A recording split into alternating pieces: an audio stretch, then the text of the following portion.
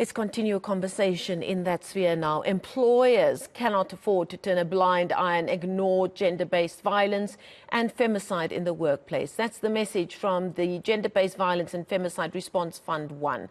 The CEO, Sazini Mojapelo, says that the corporate South Africa in the process, or that the organization in the process of identifying key players in the corporate South Africa space to form a private sector coalition and move policies to action.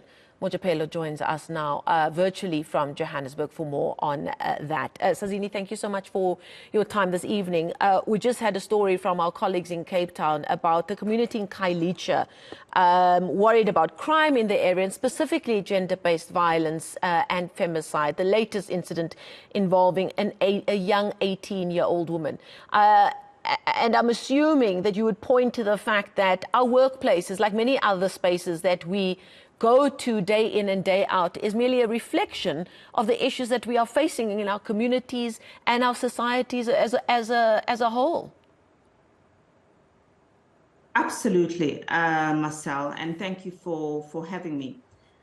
With the story that you've just flighted, it has become more paramount for community and the world of work to deal with gender-based violence. And we have seen with COVID where increasingly people are working from home, so the domestic space and the world of work have merged. And therefore the responses from private sector or corporate or the world of work in general has to be more poignant towards dealing with gender-based violence, not only in the companies or physical structures, but actually at a community level as well. In your discussions with those in the corporate space, obviously your more mainstream work organizations will have an HR department or a talent management department, whatever you want to call it. And of course, a lot of time is spent on making sure that all the T's are crossed and the I's are dotted according to the law that pertains to the management of people. In your conversations with those in the corporate space, have you found that companies are prepared and know how to deal with either gender-based violence issues that are happening in the workspace or staff who are experiencing troubles at home connected to gender-based violence? Well, since we've started our engagement, I must say that the fund itself is a private sector initiative. A predominant number of our funding actually comes from private sector.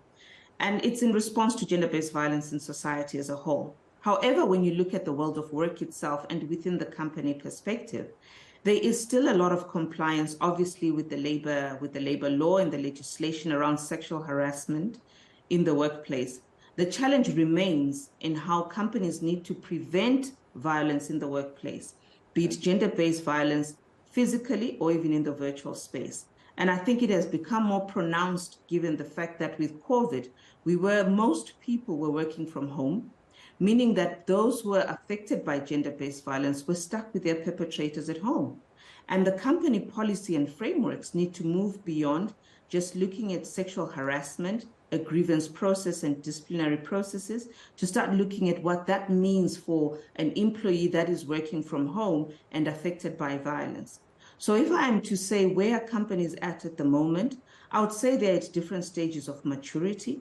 You have some companies that have looked at how to move beyond the policy and start looking at prevention programs.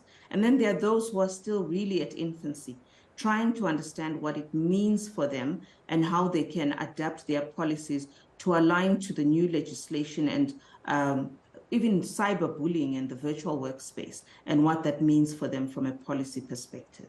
This is a very deep and vast issue to be dealt with. And we've seen that our government has been unable to, I think, understand how vast the issue is. And you think of specific issues within it.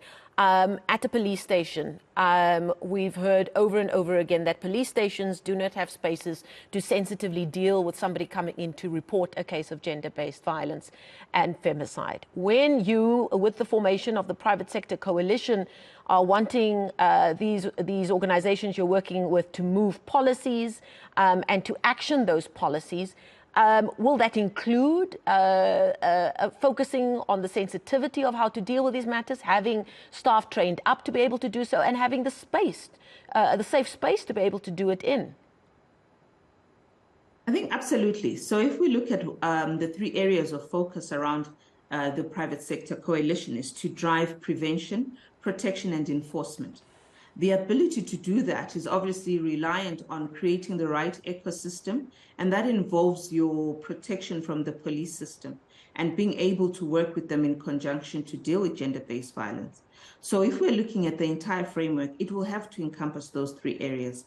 But what's more important is recognizing that supporting and protecting your employees goes beyond just the physical workspace.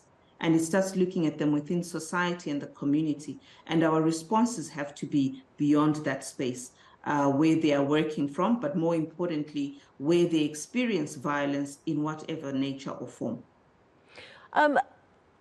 Do you get the sense that women, when deciding on whether to take a job or not, are considering whether or not they feel safe, whether or not the organization they're thinking of joining has policies in place that will allow them to feel safe and that will protect them if something like this were to ever come up in their day-to-day working life? I think, unfortunately, given the high levels of unemployment and the economic situation we're in as a country, I think the very focus is to make sure that you get a job.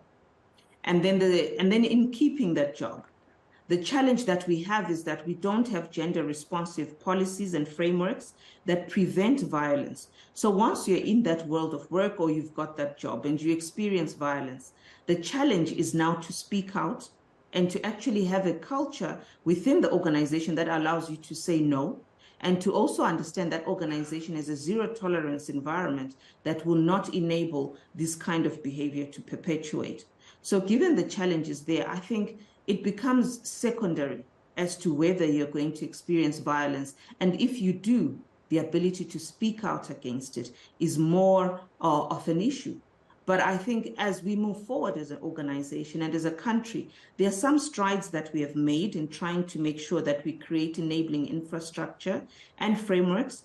And I think most important to speak to is the fact that South Africa ratified what is known as the ILO C-190, which is really a standard that looks at how companies can prevent violence from beyond just the world of work, and starts also looking at the domestic violence space as well, and looks at community response within that, and wants to look at how we drive inclusive policies that look beyond just women, but also the LGBT plus community and that diversity and inclusion required.